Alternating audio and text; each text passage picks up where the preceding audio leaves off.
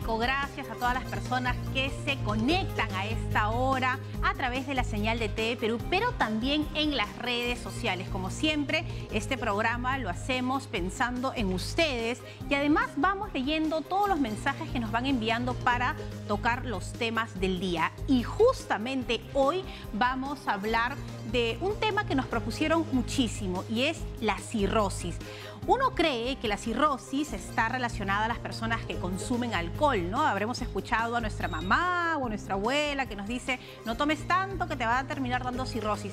Pero la cirrosis es una enfermedad que va mucho más allá, que no es sinónimo de muerte, que además hay algunas alertas que podemos prevenir, como por ejemplo el hígado graso. Así que hoy vamos a hablar sobre este importante tema y también estaremos, por supuesto, recibiendo todas sus comunicaciones a través de las redes sociales y tendremos a un importante especialista que nos dará luces y estará atento a todas las consultas y preguntas. Pero también, ustedes saben, aquí en el programa tratamos muchos temas que ustedes, como lo decía, lo piden. Y justamente Aura Guío ya nos trae más información sobre ello. Aura, ¿cómo estás? Fátima, qué bueno escucharte. Te escuché ayer, te escucho hoy, esto es hermoso. Pero lo más hermoso es poder hablar de salud y la prevención. Y también generar preguntas. Por eso, en esta oportunidad nos visitan señoras importantes de la Casa Mayor del Distrito de Jesús María. Agradecerles desde ya. Y como un tema que vamos a desarrollar en paralelo, que seguramente le ha pasado a más de uno que nos está observando, es la retención de líquidos. De pronto, esto podría estar relacionado al tema que vamos a tratar el día de hoy. De pronto, no lo sé. Vamos a averiguarlo con un especialista que tenemos extraordinario que va a visitarnos y nos va a acompañar el día de hoy. Pero bueno, hay mucha información importante en Cuerpo Médico, así que Fátima, continúa. Estamos entonces listos para empezar el programa. Mucha atención y ya saben que hoy vamos a romper algunos mitos, ¿no? Como por ejemplo que no solamente la cirrosis afecta a un grupo de personas y vamos a preguntarle al especialista si somos candidatos a sufrirla y qué pasa si ya tengo el diagnóstico. Siempre hay soluciones aquí en Cuerpo Médico y empezamos así.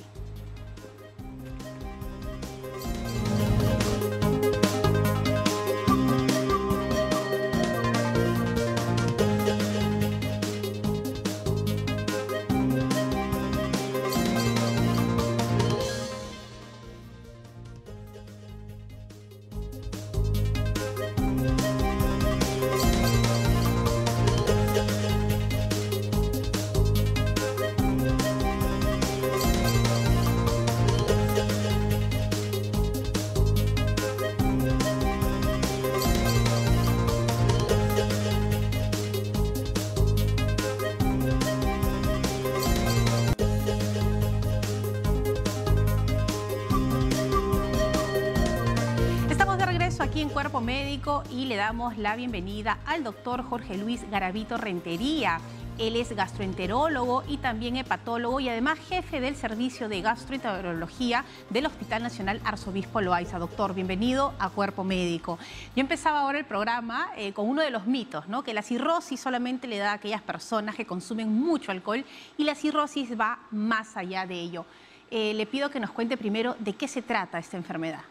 ¿Qué tal, Fátima? En primer lugar, agradecer la invitación. Y sí, claro, la cirrosis es una inflamación crónica del hígado y es un estadio final, ¿no? Ya irreversible. Pero es importante saber que tiene varias causas, ¿no? Como por ejemplo la ingesta de alcohol, el hígado graso, que está últimamente en alza en cuanto a la incidencia de casos. Tenemos también el tema de las hepatitis virales, hepatitis B, la hepatitis C, el consumo de medicamentos, causas genéticas, causas virales. Es decir, hay una serie de causas que pueden producir la cirrosis que no necesariamente es como la gente piensa, que es solamente por alcohol, ¿no? Entonces, en el caso, por ejemplo, que usted mencionaba de las hepatitis, ¿es fundamental vacunar a nuestros niños para evitar una complicación más adelante? Exacto. Las hepatitis virales que pueden producir inflamación crónica del hígado y que obviamente van a producir fibrosis con el tiempo y además van a terminar haciendo cirrosis, son dos, que son la hepatitis B y la hepatitis C. De estas dos, la hepatitis B se puede vacunar. Hay una vacuna que puede prevenir la infección por hepatitis B. Y la hepatitis C lamentablemente no tiene vacuna, pero sí hoy en día tenemos tratamientos y se puede curar. Entonces, ambas definitivamente se sabe cuál es la forma de contagio, que generalmente es por vía sexual, por vía de secreciones vaginales, o también por cirugías. Entonces son prevenibles, ¿no? Y sobre todo la B, que uno se puede vacunar. Y el otro punto importante está relacionado al hígado graso, ¿no? Muchas personas creen que, bueno, si de vez en cuando consumen grasas no va a pasar nada, pero eso también puede ser una alerta para poder sufrir más adelante cirrosis. Exacto. El hígado graso, por ejemplo, en el mundo se cree que hay una prevalencia de lo que se llama el NALF, o hepatopatía crónica no producida por alcohol, también llamada hígado graso, del 25% más o menos es la prevalencia a nivel mundial. Pero existen poblaciones de riesgo, por ejemplo, los pacientes diabéticos, los pacientes obesos, las mujeres que tienen síndrome de ovario poliquístico, que van a tener una prevalencia mayor de tener hígado graso. Cuando hablamos de hígado graso, tenemos diferentes etapas de la enfermedad, desde la acumulación de grasa, que es la estatosis, la inflamación, que vendría a ser la esteatopatitis, y diferentes grados de fibrosis, y que eso va a terminar haciendo el tema de la cirrosis hepática. Y obviamente se le llama la epidemia del siglo al hígado graso, y sobre todo lo que tú decías, que es prevenible, ¿no? Entonces hay que modificar los estilos de vida y la dieta para prevenir la enfermedad. Claro, porque además uno también en nuestra cultura nos premiamos o premiamos a nuestros hijos con la comida. Exacto. Y tenemos una idea que cuanto más gordito esté nuestro hijito va a estar más saludable, y ya lo conversábamos antes de empezar el programa, que han cambiado, hay otras estadísticas, hay mucha información, y eso es un llamado a las madres para que también cuiden la alimentación. Exacto. Hoy en día se sabe también que hay una alta incidencia de niños con obesidad, ¿no? Entonces uno piensa, cuando habla de sobrepeso y obesidad, piensa en el adulto, pero no toma en cuenta la población pediátrica.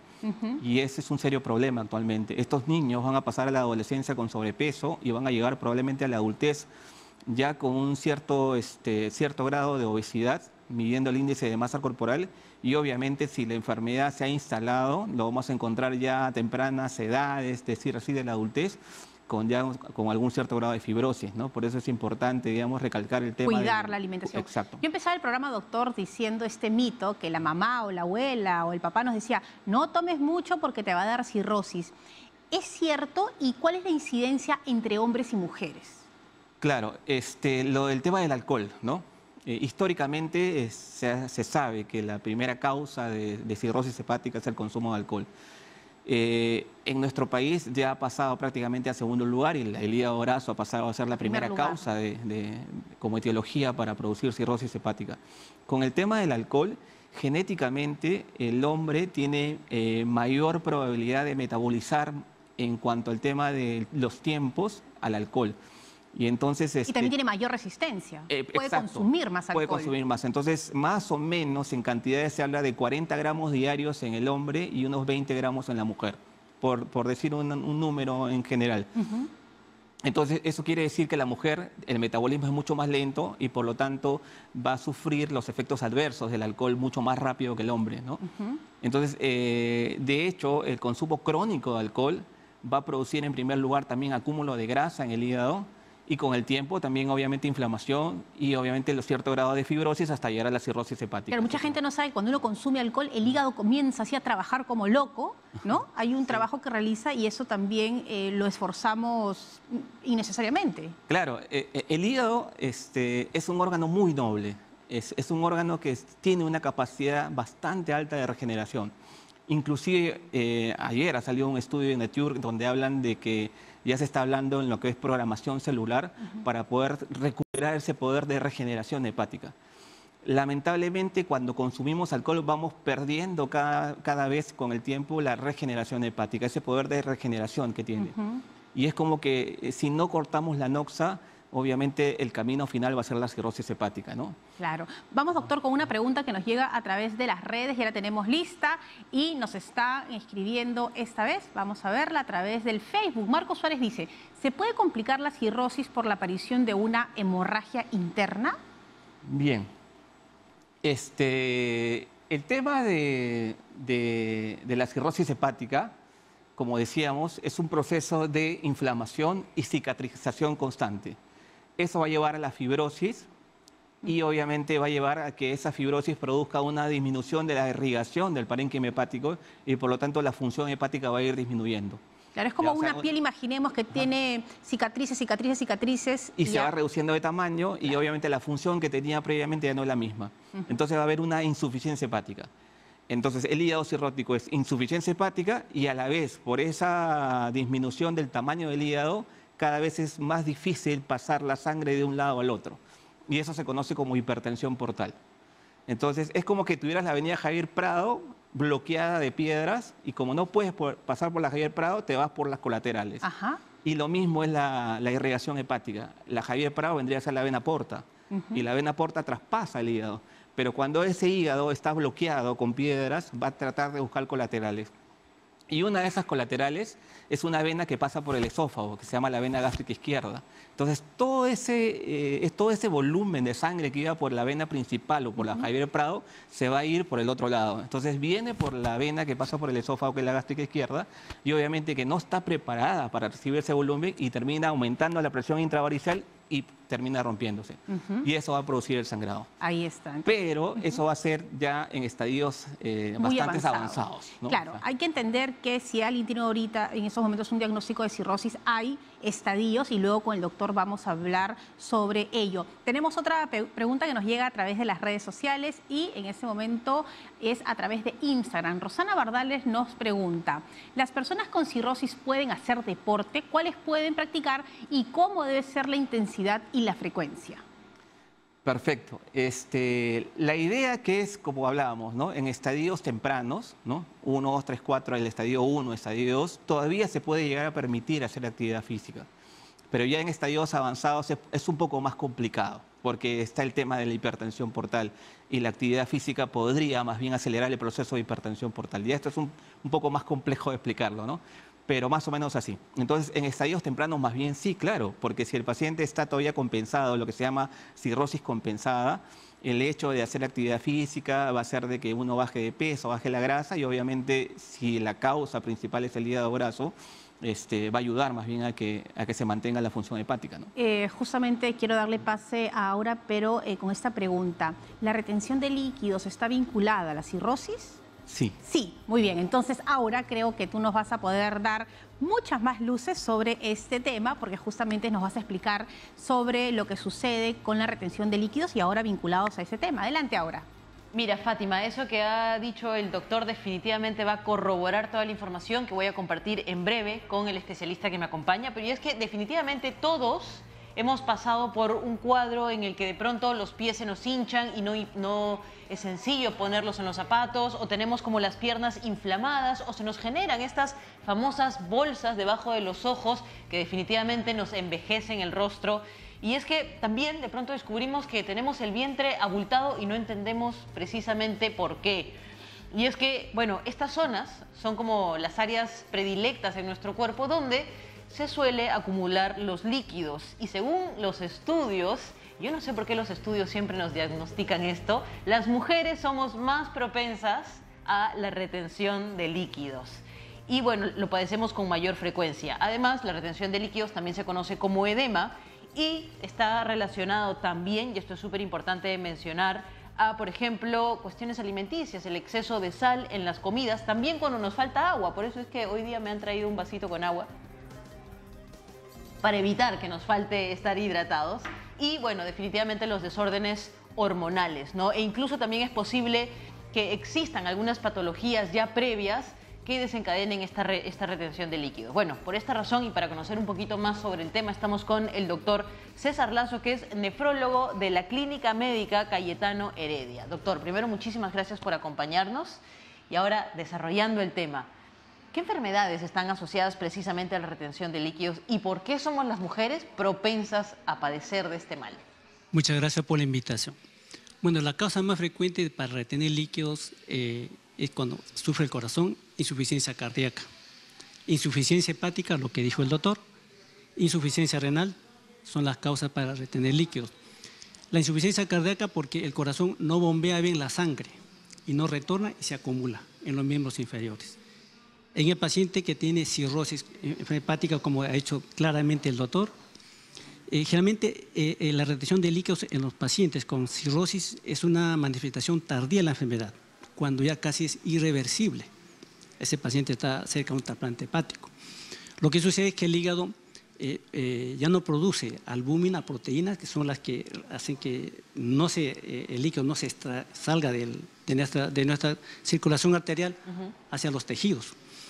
Entonces, se empieza a disminuir la albúmina en la sangre y entonces el paciente se empieza a hinchar, ¿no? En primer lugar, empieza con la ascitis.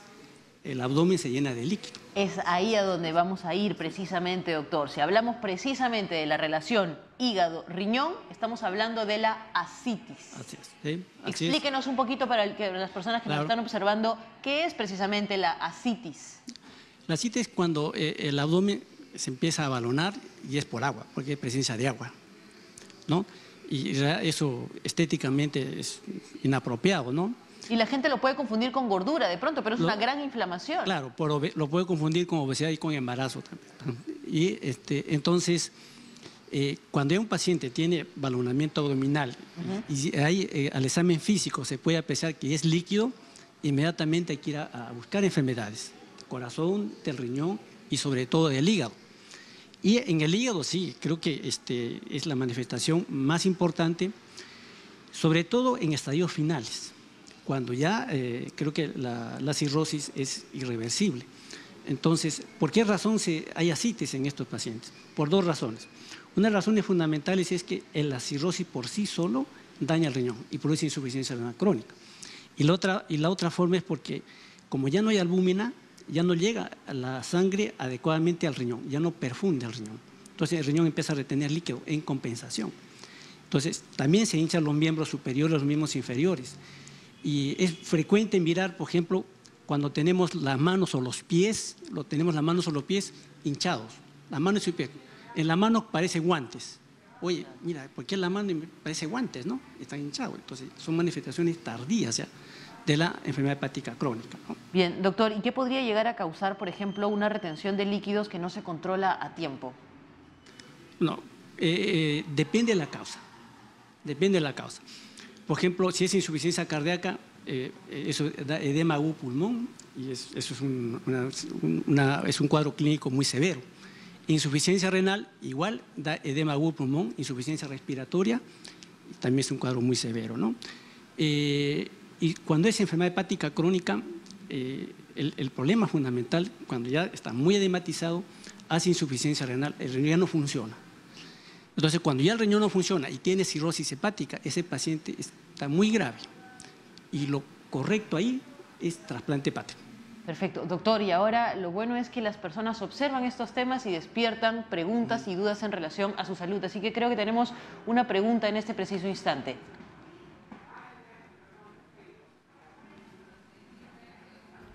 Fátima nos va a leer. Por el WhatsApp ahora nos pregunta Carlos Jacinto, ¿cómo afecta la ascitis en pacientes con cirrosis?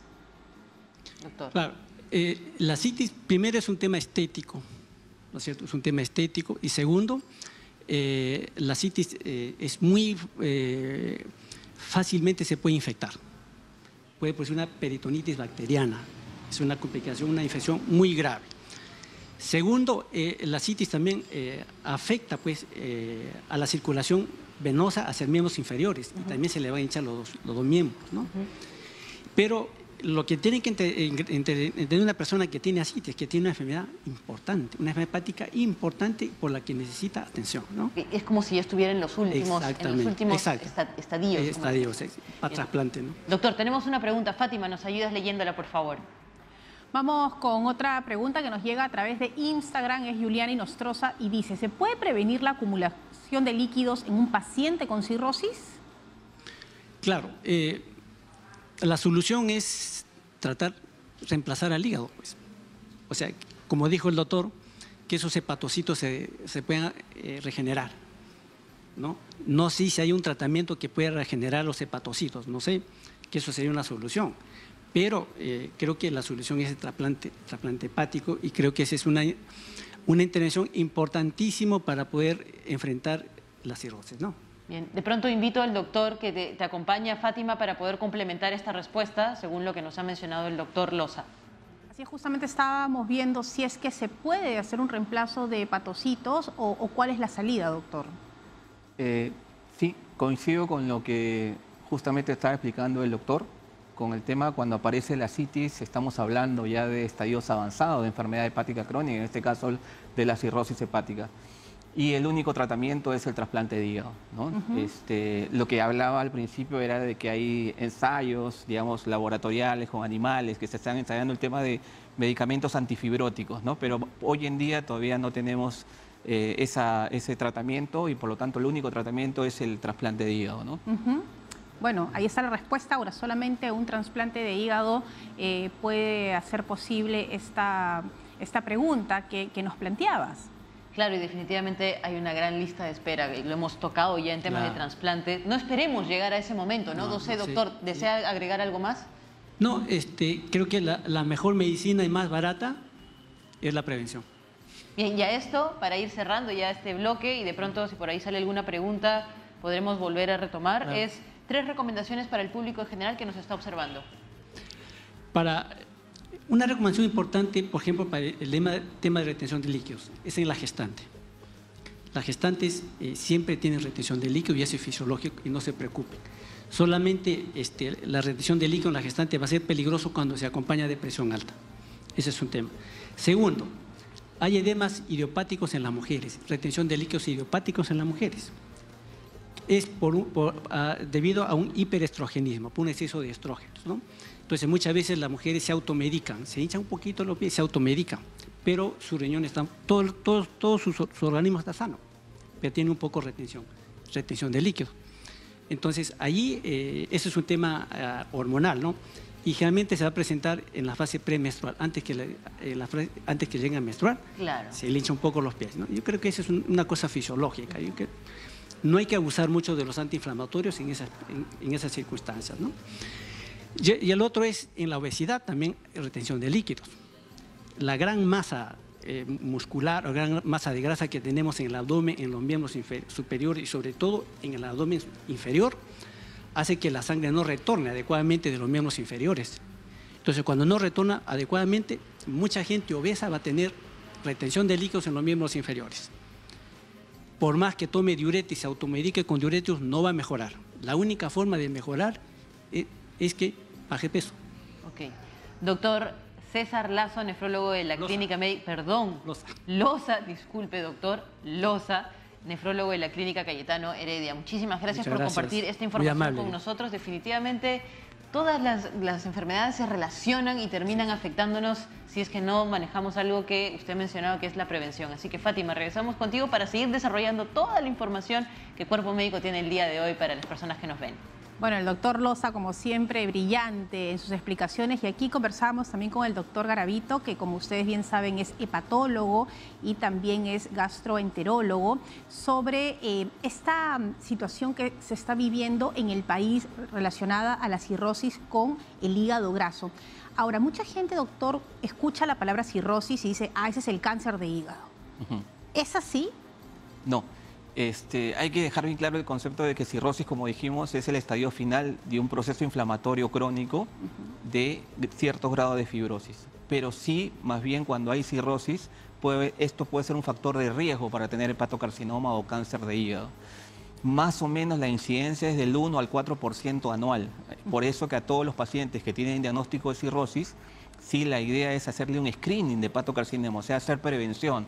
¿Cómo se hace eso? Yo los controlo cada 6 meses tomando las ecografías y unos exámenes en sangre que se llaman las alfa-fetoproteínas, ¿no? Que son marcadores tumorales. Para ver cómo va. Para ver cómo va el paciente y obviamente anticipar, porque sí se puede, digamos, a tiempo curar estos nódulos cancerígenos, ¿no? Antes de la pregunta de redes, y eso de tomar hepatoprotector, porque somos campeones, ¿no? Tengo una fiesta, voy a comer un montón o es Navidad, entonces yo, ¿no? Solemos automedicarnos y voy a tomar un hepatoprotector, que hay un montón en el mercado, y voy a estar bien. ¿Eso es correcto, el automedicarse tomando hepatoprotectores porque puedo sufrir del hígado o algún problema vinculado a él? Bien, buena pregunta. Primeramente, para cualquier enfermedad no es bueno automedicarse, ¿no? Claro. Eso para empezar. En el tema del hígado, el daño se va a dar igual. Si uno toma alcohol, si uno toma un medicamento o cualquier tipo de ingesta nociva de algún producto, va a producir daño hepático de todas maneras. Lo que va a hacer por ahí un medicamento es quizás acelerar el proceso antioxidante y regenerar un poquito en la parte aguda, pero el daño ya va a estar hecho, ¿no? Así que, y en todo caso, si uno persiste, por ejemplo, con el consumo de alcohol, va a seguir haciendo inflamación y cicatrización y va a terminar igualito en el proceso de fibrosis. Claro, no es que yo tome un hepatoprotector y pueda tomar todo lo que quiera y comer que uno lo que me dé la consuma, gana. ¿no? Claro. Lo que están ahora de moda, ¿no? Eso. Sí, se ve mucho. No quiero decir el nombre. No. Vamos a seguir hepatoprotectores nada más. Vamos ahora con otra pregunta que nos llega a través de las redes y es en el Facebook. Patricia Espinosa nos pregunta: mi padre tiene 60 años y le diagnosticaron cirrosis hace 4. Se deprime y molesta por no comer como antes. ¿Cómo puedo ayudarlo? Es un problema que tenemos con las personas en casa de la tercera edad, que están acostumbrados a un estilo de vida y que no quieren cambiar la alimentación. ¿Qué es lo recomendable para ellos? Claro, siempre por experiencia es traumático cuando uno afronta a un paciente inicialmente con el diagnóstico de cirrosis y decirle que tiene que cambiar su estilo de alimento, ¿no? Sus hábitos y estilo de vida. Pero en cuanto a la alimentación, yo, por ejemplo, trato de mantener la misma alimentación que tenía el paciente previamente, claro, sacando los más nocivos, por ejemplo, las grasas, las frituras, y lo que tengo que comenzar a disminuir es la cantidad de ingesta de carbohidratos, ¿no? Ir disminuyendo de a poquitos. No ser radicales con ello. No ser radicales, porque eso también puede producirle un poco de ansiedad y estrés al paciente. Claro. Ir bajando en forma progresiva la sal, porque también se aconseja a los pacientes que coman poca sal. Y ya en una estancia más avanzada, probablemente cuando el paciente nosotros tenemos una clasificación que es la clasificación de Child, y lo dividimos en A, B y C. Cuando es B y C, probablemente ahí ya podría yo recurrir a un apoyo nutricionista, ¿no? A una licenciada de nutrición. Pero la idea es que sea en forma progresiva, tratando de mantener la misma alimentación, sacando lo más nocivo y disminuyendo el volumen. Por ejemplo, si te comías un pan, cómete la mitad. Si te comías un plato de arroz, la mitad del plato de arroz. Y eso, de hecho va a ir ayudando al paciente, ¿no? Bueno, el doctor Loza también nos quiere hacer alguna recomendación. Doctor Loza, le estamos escuchando. Muchos pacientes ancianos que obviamente tienen esta enfermedad hepática crónica, ellos son polisintomáticos y tienen polifarmacia, reciben múltiples medicamentos. Entonces, hay que restringir en ellos el uso de antiinflamatorios, porque eso, aparte de deteriorar la enfermedad hepática crónica, va a deteriorar el riñón y va a hacer daño al riñón. Es mejor restringirle los antiinflamatorios a estas personas ancianas de tercera edad. Ok, doctor, muchísimas gracias ahora sí por esperar y poder sumar siempre con acotaciones médicas, que eso brindamos el día de hoy. Muchas gracias. Bueno, Fátima, nosotros cerramos aquí. Muchas gracias, doctor Loza. Yo quiero hacer una recomendación para los que en casa tienen un adulto mayor. Por favor, ténganles paciencia. A veces nosotros queremos cumplir al pie de la letra lo que el médico dice en favor de su salud, pero nuestros adultos mayores en casa merecen toda nuestra consideración y cariño. Así como cuando éramos bebitos, ellos nos cambiaban el pañal, nos cargaban y nos tenían paciencia, pues ahora hay que tenerla con ellos. Y acá justamente el doctor Garavito nos decía, no sean radicales si es que hay un diagnóstico ya de cirrosis, sino poco a poco vamos a trabajar juntos, vamos a bajar las cantidades y hacerlos que tengan felicidad, ¿no? No se trata de cumplir al pie de la letra y estar todo el día amargados, sino que lo hagan con mucha tranquilidad esta nueva forma de vida y cambiar el estilo de manera muy suave. Nos vamos a ir a una pausa, pero regresamos con mucho más aquí en Cuerpo Médico y sobre todo con sus preguntas. Volvemos. Hoy el tema cirrosis.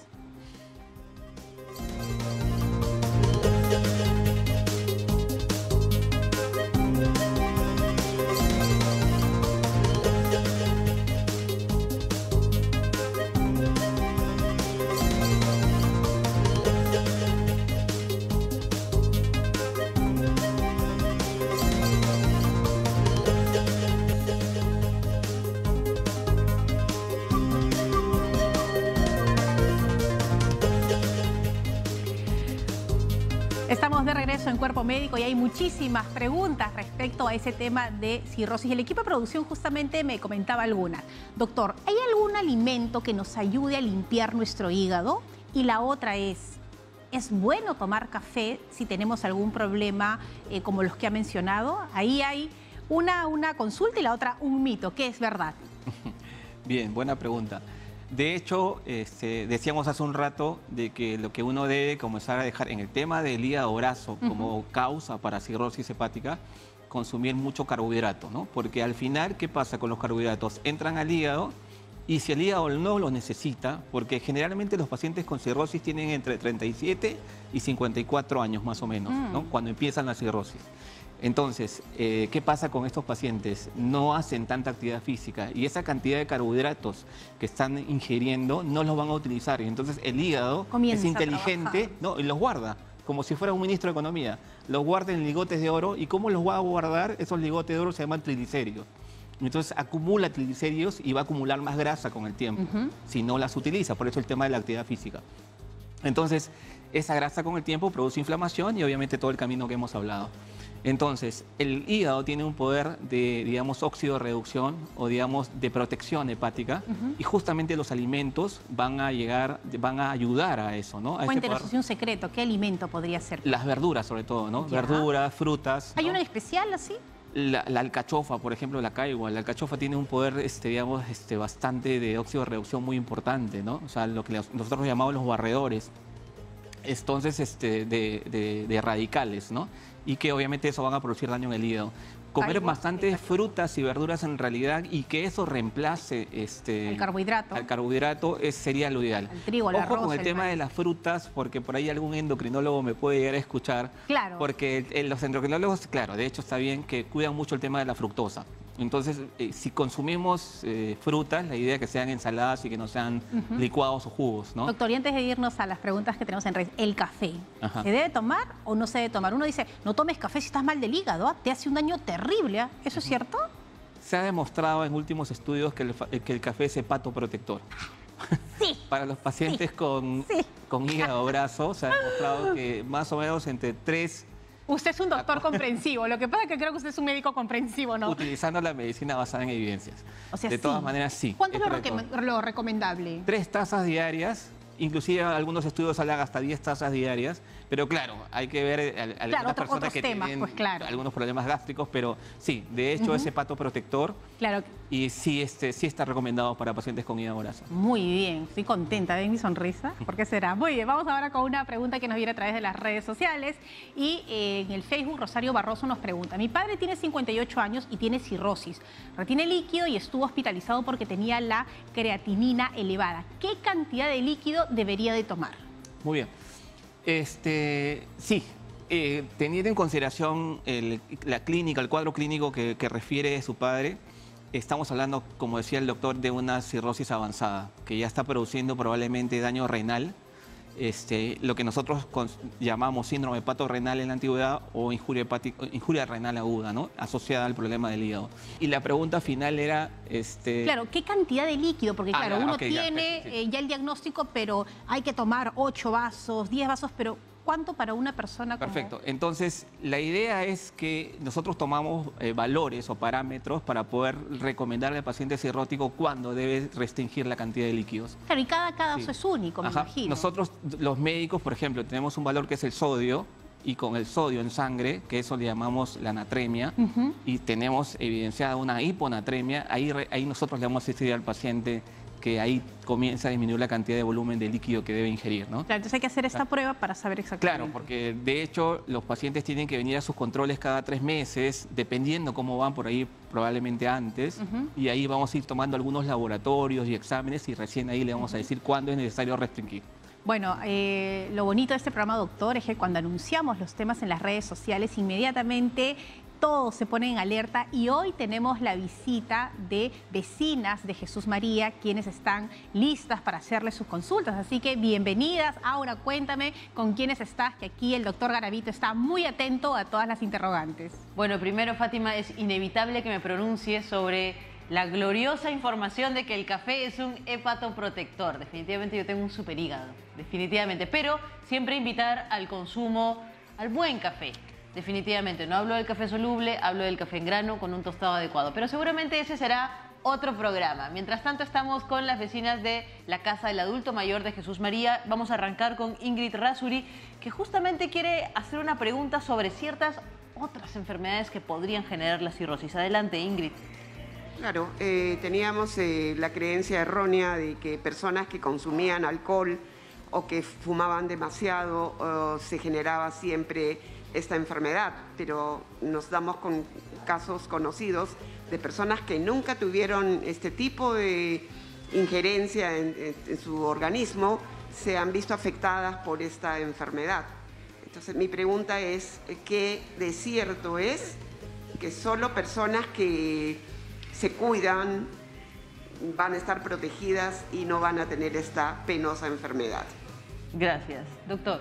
Sí, gracias por la pregunta. Claro, como habíamos dicho al principio, las causas de producción de daño hepático crónico y que van a llevar a la cirrosis son múltiples, ¿no? Dentro de ellas, como usted dijo, está el alcohol, pero también habíamos hablado del hígado graso, también tenemos el tema de las hepatitis, ¿no? Hepatitis virales B y C, el tema del consumo de medicamentos, ¿no? Algunos medicamentos que se utilizan, por ejemplo, para la artritis reumatoidea, como el metrotexate, algunos medicamentos que se utilizan para el corazón, como la amiodarona, antiepilépticos, anticonvulsivos, pueden también al final producir cirrosis hepática o fibrosis avanzada, en el contexto de un paciente que ya tiene, por ejemplo, de fondo hígado graso. Además están las enfermedades autoinmunes, ¿no? Enfermedades congénitas, enfermedades por depósito, como por ejemplo la hemocromatosis, la enfermedad de Wilson. Es decir, hay una serie de causas que pueden producir cirrosis y no necesariamente porque uno diga yo no consumo alcohol o yo no estoy obeso no voy a tener la cirrosis. Por eso es importante, y lo que yo te decía al principio, ¿no? Dentro de nuestras visitas médicas preventivas que hacemos, así como vamos en el caso de ustedes al ginecólogo, al cardiólogo, ¿no? Al urólogo, también deberíamos ir al médico internista, y si encuentra algo, él ya pedirá en qué momento puede derivarlo al gastroenterólogo. Claro, en nuestra mente no tenemos mapeado de el tema de ir a ver si podemos tener algún problema con el hígado. Vamos con otra consulta. Adelante, a ver, aquí está el doctor Garavito para poder responderlas. Nos vamos con las redes sociales, esta vez llega a través del WhatsApp y Walter Manrique nos dice, ¿un paciente con cirrosis puede tener anemia? ¿Y qué hacer en esos casos? Bien, eso es importante, sí es verdad, los pacientes con cirrosis pueden tener anemia, casi la gran mayoría cursan con disminución de la hemoglobina y lo que hay que hacer es estudiarlos e investigar cuál es la causa, ¿no? La principal es justamente la anemia por pérdida gastrointestinal de sangre, porque los pacientes, como habíamos dicho, con el tema de la hipertensión portal pueden tener varices que pueden sangrar. Y no solamente el tema de las varices que sangran, sino existe un cuadro que se llama gastropatía hipertensiva que afecta el estómago y puede obviamente producir sangrado en forma silenciosa y uno no se da cuenta, ¿no? Así que el tubo digestivo es una de las partes más afectadas en el contexto de un paciente cirrótico que puede producir anemia. En todo caso, también pueden haber otras causas cuando se asocia, por ejemplo, un cuadro renal, como decía el doctor. Claro, el doctor. Eso también puede producir una disminución de la hemoglobina, ¿no? Muy bien, vamos ahora con otra pregunta. Ahora está lista para hacer la consulta. Adelante. Así es, Ninfa Espinosa creo que nos va a contar uno de los temores más grandes. ¿En qué momento una enfermedad se vuelve irreversible y desencadena otra? Ninfa.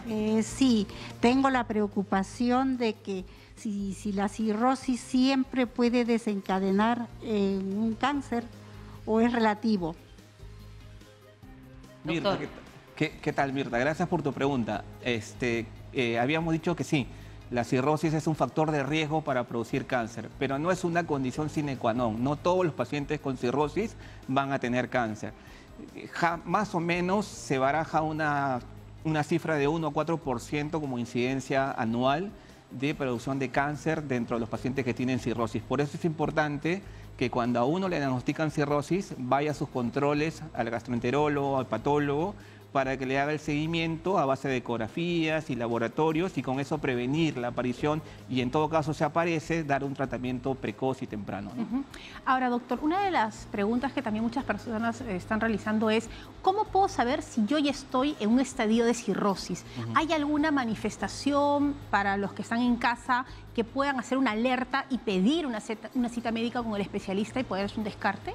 Muy buena pregunta, porque generalmente las enfermedades hepáticas crónicas son enfermedades silentes, generalmente asintomáticas. Por ahí te puede producir un poquito de dolor o sensación de malestar en el lado derecho, ¿no? Donde se encuentra el hígado, cansancio, astenia, con mucho sueño, ¿no? Entonces la gente a veces consulta por eso. Pero ya cuando la enfermedad está avanzada, ahí sí van a aparecer los llamados estigmas hepáticos, que es lo que decía el doctor, ¿no? La ictericia, o sea, el color amarillo de los ojos. el tema de la retención de líquidos. En el caso de la cirrosis comienza con edema de miembros inferiores, o sea, se hinchan los pies. Cuando va avanzando la enfermedad aparece la ascitis, o sea, la acumulación de líquido en la cavidad abdominal. Pueden haber, por ejemplo, las palmas de las manos que se comienzan a poner rojas, ¿no? Esto se llaman palmas hepáticas. Uno comienza a disminuir el vello, por ejemplo, corporal, ¿no? Además, disminución del apetito sexual. Hay un montón de ginecomastia en el caso del hombre, ¿no? Es decir, hay una serie de circulación colateral, de hallazgos semiológicos o clínicos que uno puede ir evidenciando cuando la enfermedad ya está avanzada. Pero en estadios iniciales no hay mucha sintomatología. Claro, por eso es lo que usted decía tan importante. La prevención, vaya a preguntar que también, así como va uno a la urología, la ginecología, vaya también a hacerse un examen. Exacto. Y sobre todo, disculpa que te interrumpa, sobre todo si hay antecedentes familiares. Claro, sobre todo. Claro. Siempre lo decimos acá, el tema de la prevención. Claro. Vamos con otra pregunta para el doctor Garavito. Vamos a ver de qué se trata. Bien, estoy con Doris Villacrés y justamente va relacionado a lo que acaba de mencionar el doctor. Algunos síntomas que se desarrollan de manera silenciosa. Por favor, Doris, compártenos tu duda. Buenas tardes. Quisiera saber, doctor, cuando uno está mal del hígado, sale un aviso, ¿no? Por ejemplo, las grasitas en los pies, te sale como unas ronchitas. Quisiera saber si por medio de eso también hacen ver si el hígado estamos mal del hígado. Claro, Doris, esas cositas pueden también evidenciar una enfermedad hepática, ¿no? O sea, la idea es que si uno encuentra en su examen a la hora que se baña, nosotros le llamamos arañas vasculares, que son como manchitas rojas que pican y que generalmente están en la zona del tórax, en la parte superior. Pueden aparecer en los brazos, pueden aparecer también en la zona, digamos, de la espalda, ¿sí? Y eso le llamamos telangiectasias o arañas vasculares. Entonces, además, los pacientes con cirrosis hepática pueden cursar con una disminución de la serie de plaquetas. Entonces, hay una plaquetopenia y eso puede producir las llamadas petequias o puntitos rojos en toda la piel. Entonces, uno se puede llegar a observar. Entonces, todos estos hallazgos asociados a lo que dices, edema de miembros inferiores o hinchazón de las piernas o ascitis, hacen de que uno consulte al médico. Entonces, vamos a tener que ir a consultar al médico, en este caso el gastroenterólogo, que es el que nos va a pedir los exámenes, en este caso laboratoriales, y probablemente empiece con una imagen ecográfica para poder ir definiendo si vamos en ese camino de que el problema mayor es el hígado, ¿no? Vamos ahora, doctor, con otra pregunta que nos llega a través de las redes sociales, ya la tenemos lista y es a través de Instagram. Rosario Berrospi dice, ¿cuáles son las etapas de la cirrosis? Bien, la cirrosis hepática generalmente se divide en cirrosis compensada y cirrosis descompensada. La cirrosis compensada, el paciente puede estar años, puede estar 5, 10, hasta 15 años, prácticamente asintomático, ¿no? Entonces el hígado todavía funciona. Hay una cierta insuficiencia hepática, pero todavía funciona. Pero ya en etapas más avanzadas van a comenzar a aparecer una serie de alteraciones hemodinámicas y esto se conoce como gradiente de presión venosa hepática. Cuando se desencadena ya la hipertensión portal clínicamente significativa, ya aparece la ascitis, aparecen las varices, aparece el trastorno del sensorio que también cursa, los pacientes se marean, ¿no? No ven bien, ¿no? Hablan incoherencias, no se ubican en tiempo y espacio, aparece el flapping o el aleteo, que es el temblor de las manos. Todo eso va a ir apareciendo. Entonces, vamos a ir pasando de etapas o estadios. Estadio 1, estadio 2, estadio 3, estadio 4. Y hoy en día se habla también de estadio 5 cuando se asocian ya procesos infecciosos a repetición, ¿no? Ya es un poquito más complejo de explicarlo, pero tiene varios estadios. Y también tenemos clasificaciones donde podemos saber qué grado de insuficiencia hepática hay a través de la clasificación de Child-Pugh. Y por eso hablamos de Child A, B y C. Y en su defecto también predictores de mortalidad, ¿no? Que eso ya lo manejamos nosotros con el tema de los laboratorios que pedimos. Vamos con otra pregunta que viene de una de las vecinas de Jesús María, que llega hasta las instalaciones de TE Perú. Escuchamos la consulta. Así es, Ingrid Rasuri tiene una pregunta bastante interesante que se ve relacionada con otros tratamientos y enfermedades. Ingrid. Claro, casi siempre toda enfermedad nos lleva a tomar medicación bajo prescripción médica, pero tendríamos que tener en cuenta de qué daño nos produce ciertos medicamentos al hígado. Bien, doctor. Importante, Ingrid, su pregunta. Gracias. Antes de llegar a la cirrosis, existen medicamentos que obviamente pueden dañar el hígado, ¿no? Los antibióticos, los antiinflamatorios no esteroideos o llamados AINES, por eso que el doctor decía que en el contexto de un paciente con cirrosis hay que proteger el riñón, porque indefectiblemente el paciente va a ir hacia el daño renal. Claro. Y si yo tomo, por ejemplo, los llamados AINES o antiinflamatorios, voy a ir definitivamente al daño renal. ¿Qué son los AINES? Por ejemplo, te doy un ejemplo, el diclofenaco, el naproxeno, la aspirina. Estos medicamentos que se utilizan generalmente para pacientes añosos que tienen dolores articulares o dolores musculares, lamentablemente deben de ser prohibidos en el contexto de un paciente con hepatopatía hepática crónica porque los lleva al daño renal. Lo lleva al daño renal. Muy importante lo que está diciendo para todas las personas que ven el programa. Y vamos con otra pregunta más. A ver, escuchamos. Así es, esta pregunta invita a la prevención. Doris, por favor. Doctor, quisiera saber qué tan riesgoso es hacer el trasplante del hígado. Bien, buena pregunta también. La idea es anticipar la enfermedad y no llegar al trasplante de hígado. Pero el trasplante de hígado, para empezar en el Perú es complejo porque solamente lo tiene una institución que es de salud, ¿no? Entonces los asegurados pueden, digamos, entrar al tema del plan de trasplante, ¿no? Pero los no asegurados no.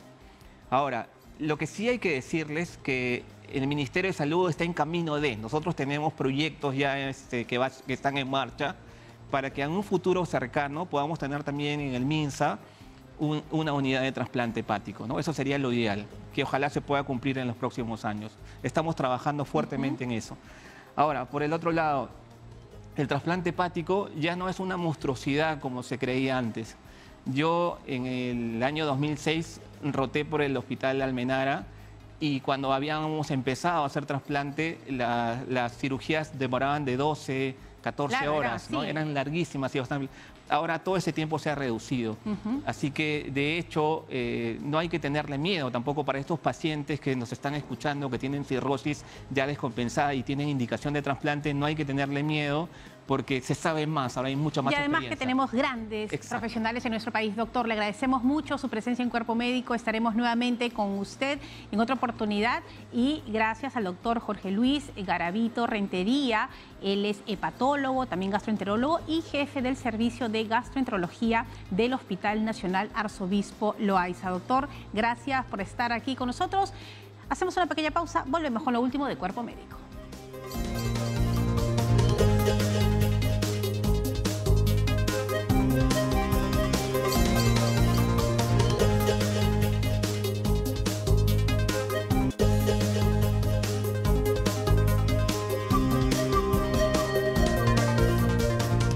Así terminamos Cuerpo Médico hoy con un tema muy importante y creo que también esta relación con lo que nos mostraste respecto a la retención de líquidos ha sido fundamental. Sí, yo creo que qué interesante es darnos cuenta que en realidad todo nuestro cuerpo está relacionado, ¿no? Definitivamente es como que si desarrollamos una enfermedad, silenciosamente está afectando a otro órgano. Entonces yo creo que esto nos hace saber que debemos ser prevenidos desde un inicio.